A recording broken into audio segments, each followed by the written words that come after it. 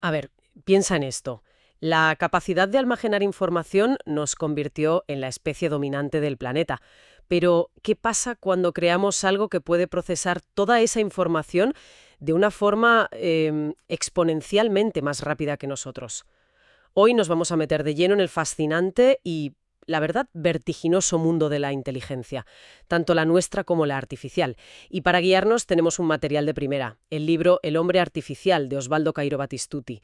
La misión es, bueno, intentar desentrañar cómo definimos nuestra propia inteligencia, seguir los pasos de la creación de la IA y asomarnos a un futuro que, sinceramente, parece ciencia ficción, pero que se está construyendo ahora mismo. Es un viaje alucinante, la verdad, y lo mejor para no perdernos es seguir el mapa que traza el propio libro.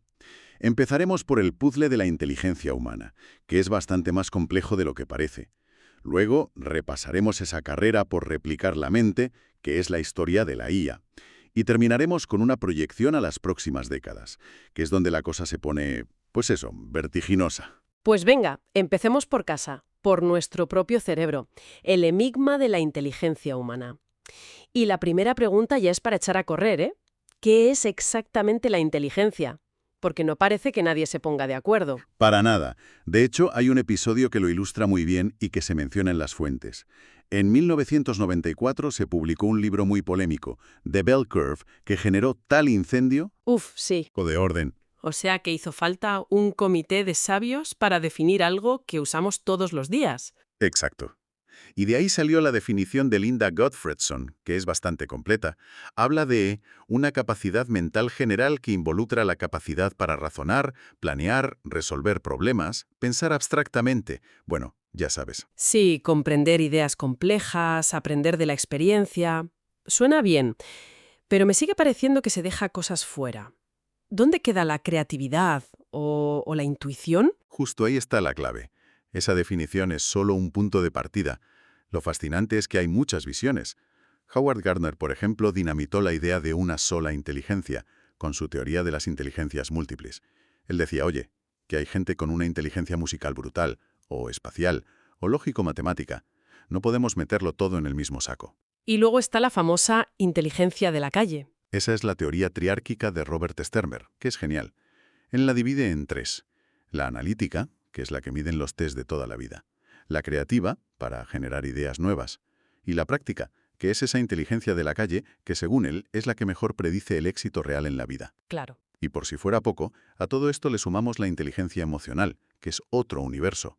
La capacidad de gestionar tus emociones y las de los demás.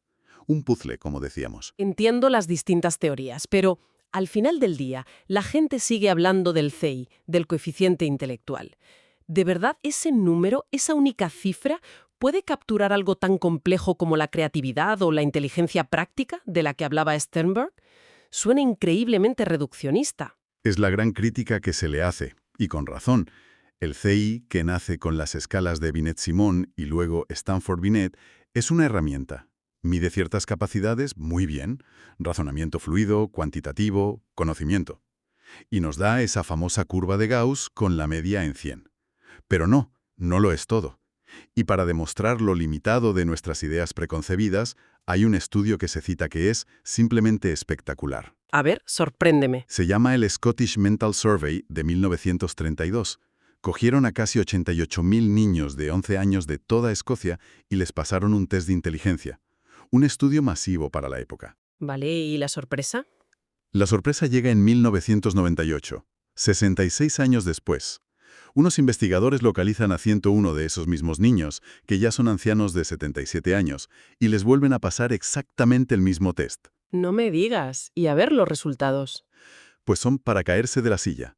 Primero, los que sacaron mejores notas de niños las volvieron a sacar de mayores. La clasificación se mantuvo. Vale, eso es coherente. Pero lo increíble es que, de media, el grupo entero mejoró sus calificaciones. Espera, ¿mejoraron?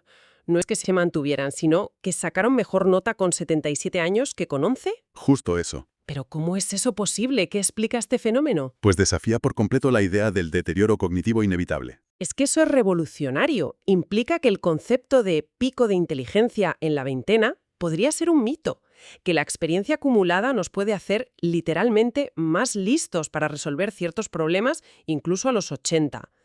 Cambia por completo la perspectiva sobre la vejez. Totalmente. Sugiere que nuestra mente es mucho más plástica y resistente de lo que pensábamos. Un hallazgo potentísimo. Entonces, si definir y medir nuestra propia inteligencia es este laberinto, no me extraña que intentar construir una desde cero haya sido una odisea.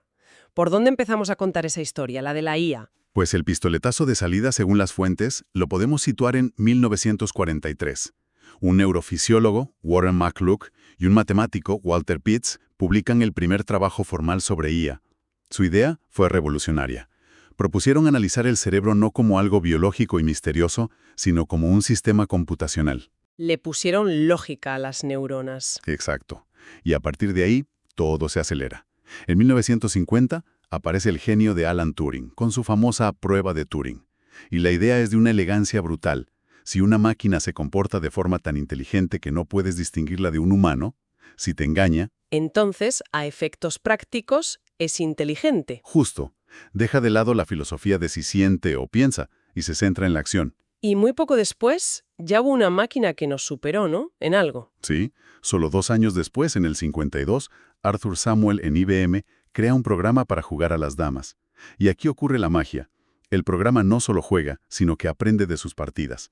Aprende tanto y tan bien que acaba ganando a su propio creador. Qué bueno. Fue la primera demostración de que una máquina podía ir más allá de sus instrucciones iniciales. El alumno supera al maestro. Ese debió ser un momento de vértigo. Imagínate. Y desde ahí los hitos no paran. En el 56, en la conferencia de Dartmouth, se bautiza oficialmente a la criatura, inteligencia artificial. En los 70 aparecen los sistemas expertos, como MySyn, un programa que diagnosticaba enfermedades infecciosas con 500 reglas y que acertaba más que muchos médicos. Y llegamos al momento que todos recordamos, el que lo cambió todo para el público general. 1997, Deep Blue contra Garry Kasparov. Eso es. Un momento icónico.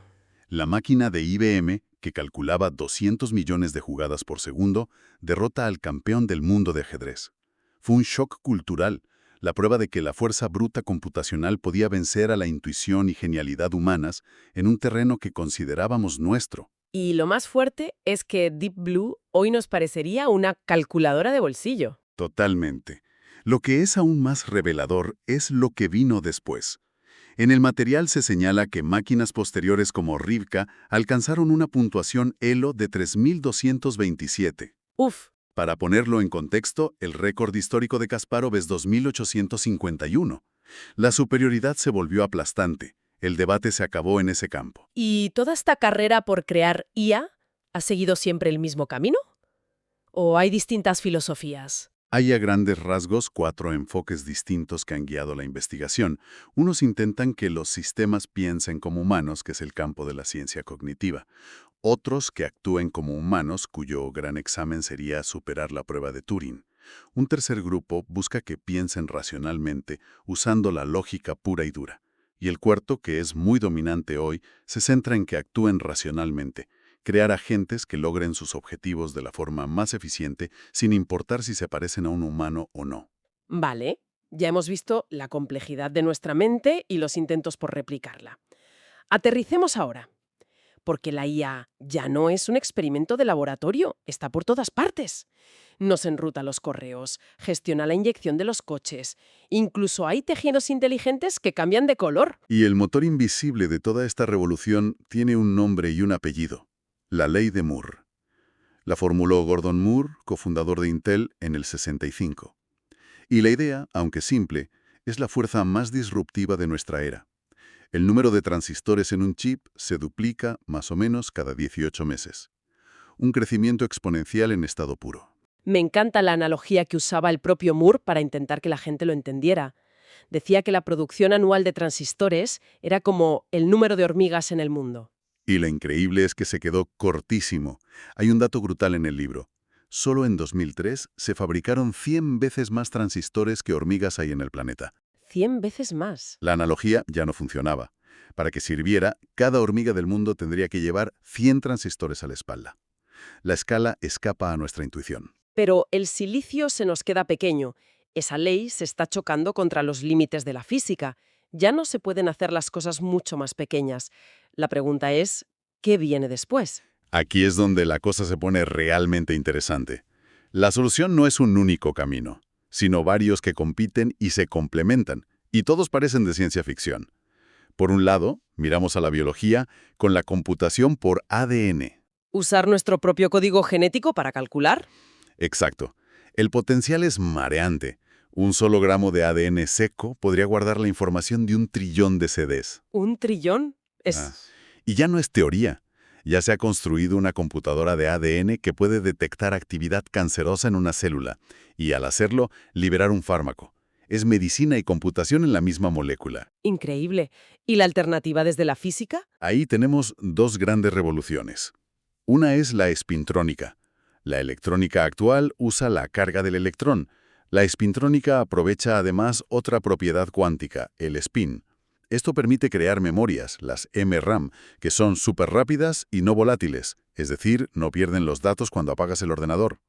Pero la joya de la corona, la que lo puede cambiar todo, es la computación cuántica. Es un cambio de paradigma total. En vez de bits, que son 0 o 1, usa qubits, y gracias a un principio cuántico llamado superposición, un qubit puede ser 0, 1 o los dos a la vez. ¿Vale? Esto hace que el poder de cálculo crezca de una forma que no es lineal, es exponencial. Un registro con unos pocos cientos de qubits podría manejar más valores simultáneamente que átomos hay en el universo conocido. Uf, vale. Paramos aquí un segundo. Qubits, superposición, la cabeza me echa humo. En resumen, para que nos hagamos una idea, si un ordenador normal es una bicicleta, uno cuántico sería un teletransportador. El salto es así de bestia. La analogía es perfecta. Abre la puerta a resolver problemas que hoy son literalmente imposibles para cualquier supercomputadora, como romper toda la criptografía actual o simular moléculas para diseñar fármacos a una velocidad de vértigo. Con todo esto sobre la mesa, entiendo que el autor se atreva a dibujar una línea de tiempo del futuro. Es una proyección, claro, pero está basada en estas tendencias que son muy reales. Vamos a ello. Empecemos por la década de 2030.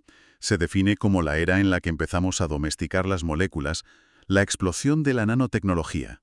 Podremos fabricar materiales y máquinas átomo por átomo.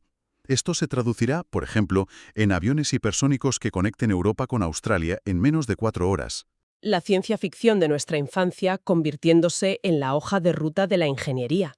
Se menciona que Japón planea tener una base lunar para 2025, construida en parte por robots.